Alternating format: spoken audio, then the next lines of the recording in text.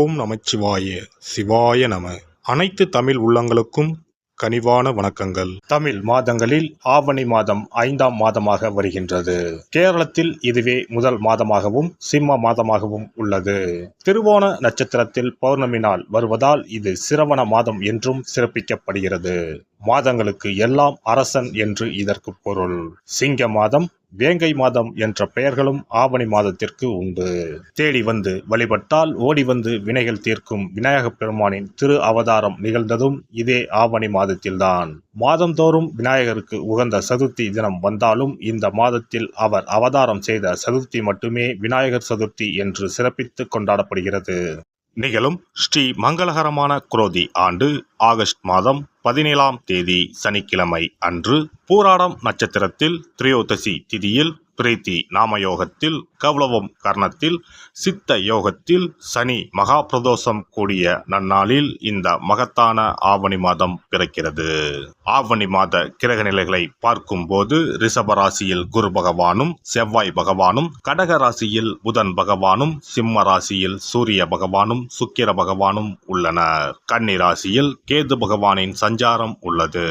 கும்பராசியில் சனி பகவான் வக்ரத்தில் உள்ளார். ராகு பகவான் மீனராசியில் பயணம் செய்கிறார். இந்த மாதம் கிரகங்களின் பெயர்ச்சி என எடுத்துக்கொண்டால் ஆவணி மாதம் 10ஆம் தேதி செவ்வாய் பகவான் ரிஷப ராசியில் இருந்து மிதுன ராசிக்கும், சுக்கிர பகவான் சிம்ம ராசியில் இருந்து கன்னி ராசிக்கும் பெயர்ச்சி அடைகின்றனர். ஆவணி மாதம் 15ஆம் தேதி புதன் பகவான் கடகராசியில் இருந்து சிம்ம ராசிக்கு இடப்பெயர்ச்சி அடைகின்றார். இந்த கிரகங்களின் பெயர்ச்சி மற்றும் சிம்மத்தில் இணையும் சூரியன் புதன், கன்னி ராசியில் இணையும் கேது சுக்கிரன் ஆகிய கிரகங்களால் இந்த ஆவணி மாதத்தில் உங்கள் ராசிக்கு உண்டாகும் சுப பலன்கள் என்ன என்பதனையும், அசுப பலன் ஏற்படுமாயின் ராசிக்காரர்கள் செய்ய வேண்டிய பரிகாரம் என்ன, வழிபட வேண்டிய தெய்வம் யார் என்பதனை பற்றி விரிவாக காண்போம். உங்கள் வாழ்வில் வளமும் நலமும் செல்வ செழிப்பும் பெற்று வாழ்வில் உயரிய நிலையை அடைய எல்லாம் வல்ல எம்பெருமானை வேண்டி விரும்பி கேட்டுக்கொள்கிறேன். அடுத்தவர்களின் உணர்வுகளுக்கு மதிப்பளிக்கும் குணமுடைய கடகராசி அன்பர்களே, நீங்கள் குடும்பத்தினரை நேசிப்பவர்கள். இந்த மாதம் புண்ணிய காரியங்களில் ஈடுபட்டு மன திருப்தி அடைவீர்கள். நீங்கள் எடுக்கும் முயற்சிகள் அனைத்திலும் சாதகமான பலன் கிடைக்கும். காரியங்கள் அனுகூலமாக நடக்கும். புத்தி தெளிவு ஏற்படும். உடல் ஆரோக்கியம் பெறும். மனதில் தன்னம்பிக்கையும் தைரியமும் அதிகரிக்கும். மனக்குழப்பம் நீங்கும். பண வரத்து அதிகப்படும். தொழில் வியாபாரத்தில் நீண்ட நாட்களாக இருந்து வந்த பிரச்சனைகள் தீரும். அரசு மூலம் நடக்க வேண்டிய பணிகளில் இருந்த தொய்வு நீங்கும். உத்தியோகத்தில் இருப்பவர்களுக்கு புதிய பதவிகள் கிடைக்கும்.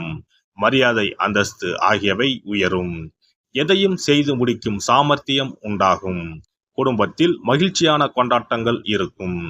பெரியோர்கள் மூலம் காரிய அனுகூலம் ஏற்படும். கணவன் மனைவிக்கு இடையே நெருக்கம் அதிகரிக்கும். பிள்ளைகள் மூலம் சந்தோஷம் கூடும். உல்லாச பயணங்கள் செல்ல நேரலாம். பெண்களை பொறுத்தவரை இம்மாதம் உங்களது திறமைகள் வெளிப்படும். காரியங்கள் அனுகூலமாக நடக்கும். மனதில் தைரியம் உண்டாகும். கலைத்துறையினருக்கு புதிய ஒப்பந்தங்கள் கிடைக்கப்பெறும். சிரமங்கள் குறையும். வேலைப்பளு குறைந்து காணப்படுவீர்கள். வீட்டை விட்டு வெளியில் தங்க நேரலாம். திடீர் செலவுகள் உண்டாகும்.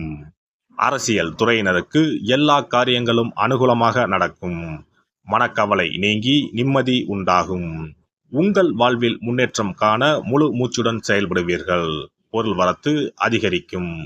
வாகனம் பூமி மூலம் லாபம் கிடைக்கும். மாணவர்களை பொறுத்தவரை மனதில் இருந்த வீண் பயம் அகலும். கல்வியில் வெற்றி பெற பாடுபடுவீர்கள். நட்சத்திர பலன்கள் புனர்பூசம் 4ஆம் பாதம். இந்த மாதம் குடும்பத்தில் இருப்பவர்கள் உங்களை அனுசரித்து செல்வது மனதுக்கு இதமாக இருக்கும். கணவன் மனைவிக்கு இடையே சிறிய வாக்குவாதம் ஏற்படலாம். பிள்ளைகள் உங்களை புரிந்து கொண்டு நடப்பது மனதுக்கு நிம்மதியை தரும். பூசம் நட்சத்திரம். இந்த மாதம் சாமர்த்தியமான பேச்சின் மூலம் காரிய வெற்றி உண்டாகும். அடுத்தவரை நம்பி பொறுப்புகளை ஒப்படைப்பதில் கவனம் தேவை. மாணவர்களுக்கு கல்வியில் இருந்த போட்டிகள் விலகும். பாடங்களை படிப்பதில் இருந்த இடையூறுகள் நீங்கும். ஆயுள்யம் நட்சத்திரம். இந்த மாதம் துன்பம் வருவது போல் இருக்குமே தவிர ஆனால் வராது. மனதில் ஏதேனும் கவலை பயம் அவ்வப்போது ஏற்படும். உங்களது பேச்சே உங்களுக்கு எதிர்ப்பை உண்டாக்கலாம். யோசித்து பேசுவது நல்லது. ஆன்மீக எண்ணம் அதிகரிக்கும். அருகில் இருக்கும் அம்மன் ஆலயத்திற்கு சென்று நெய் தீபம் ஏற்றி வணங்கி வர குடும்பத்தில் மகிழ்ச்சி நிலவும். நீண்ட நாட்களாக இருந்து வந்த பிரச்சனைகள் தீரும். சிறப்பு பரிகாரம். சொந்த வீடு அமைவதற்கு ஆன்மீக பரிகாரம். சொந்த வீடு கனவு நிறைவேற வேண்டும் என்பதற்காக எத்தனையோ கோவிலுக்கு சென்று எத்தனையோ பூஜை வழிபாடு என செய்தும் ஒன்றும் நடக்கவில்லை என்பவர்கள் வீட்டிலேயே இந்த எளிய பரிகாரத்தை செய்து வந்தால் நல்ல பலன் கிடைக்கும். எளிமையான இந்த 2 பரிகாரங்களை செய்து வந்தால் விரைவில் சொந்த வீடு யோகம் அமையும். அதனால் நம்பிக்கையுடன் இந்த சக்தி வாய்ந்த வழிபாட்டை செய்து வரவும். எவ்வளவுதான் சொத்து பணம் இருந்தாலும் நமக்கென்று ஒரு வீடு இல்லை என்றால் அது மனக்குறையாகவே இருக்கும்.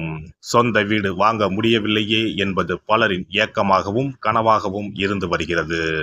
சொந்த வீடு வாங்க வேண்டும், வாங்கிய இடத்தில் விரைவில் வீடு கட்ட வேண்டும், ஏற்கனவே துவங்கியிருந்த வீட்டின் பணிகளை பணப்பற்றாக்குறையால் கட்டி முடிக்க முடியவில்லையே என்ற கவலையில் இருப்பவர்கள் ஏராளம். இப்படிப்பட்டவர்கள் வீட்டிலேயே எளிமையான 2 பரிகாரங்களை தொடர்ந்து செய்து வந்தாலே போதும். சொந்த வீடு வாங்க வேண்டும் என்று நினைப்பவர்கள், அதற்கான முயற்சியில் ஈடுபட்டிருப்பவர்கள் ஒரு சிறிய அகல் விளக்கில் விளக்கெண்ணெய் ஊற்றி தீபம் ஏற்ற வேண்டும். மகா விஷ்ணுவின் அவதாரங்களில் ஒன்றான வாமனரை மனதில் நினைத்து சொந்த வீடு அமைய வேண்டும் என்று பிரார்த்தனை செய்து கொண்டு மாதந்தோறும் வரும் திருவோண நட்சத்திரத்தன்று வீட்டின் அக்னி மூலையான தென்மேற்கு மூலையில் இந்த விளக்கை ஏற்றி வைக்க வேண்டும்.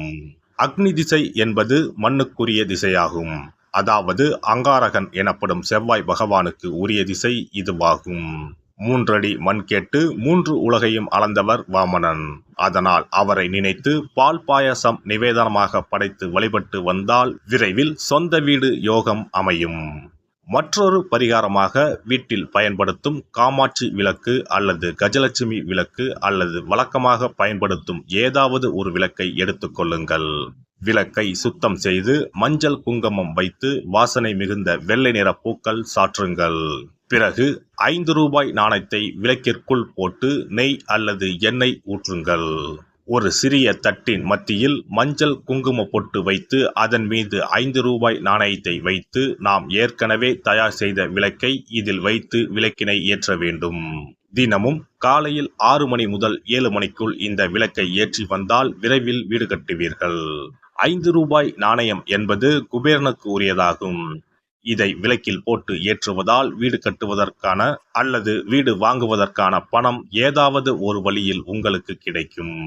காலை 6 மணி முதல் 7 மணி வரையிலான நேரம் என்பது ஞாயிற்றுக்கிழமையில் சூரியன், திங்கள் கிழமையில் சந்திரன், செவ்வாய்க்கிழமையில் செவ்வாய், புதன் கிழமையில் புதன், வியாழக்கிழமையில் குரு, வெள்ளிக்கிழமையில் சுக்கிரன், சனிக்கிழமையில் சனி என நவக்கிரகங்களில் பாவ கிரகங்களான ராகு கேதுவை தவிர்த்து மற்ற 7 கிரகங்களையும் குறிக்கும் ஹோரை நேரமாகும். இந்த நேரத்தில் விளக்கு ஏற்றுவதால் நவக்கிரகங்களின் அருள் கிடைத்து பூமி யோகம் உண்டாகும். எந்த ஒரு பரிகாரம் என்றாலும் மனதில் முழு நம்பிக்கையோடும் இறைவனை உறுதியாக வேண்டி வழிபாடு செய்தால் மட்டுமே பலன் தரும். எளிமையான இந்த பரிகாரத்தை தொடர்ந்து செய்து பயன் பெறுங்கள். எல்லாம் வல்ல இறையருளால் நீங்களும் உங்கள் அன்பு குடும்பமும் உடல் நலம், நீலாயுள், நிறை செல்வம், உயர் புகழ், மெய்ஞானம் ஓங்கி வாழ்க வளமுடன். இந்த வீடியோ பதிவு உங்களுக்கு பிடித்திருந்தால் லைக் பண்ணுங்க, கமெண்ட் பண்ணுங்க, ஷேர் பண்ணுங்க, மறக்காம சப்ஸ்கிரைப் பண்ணுங்க, பக்கத்துல இருக்கிற பெல் பட்டனை கிளிக் பண்ணுங்க. நன்றி, வணக்கம். ஓம் நமச்சிவாய. சிவாய நம.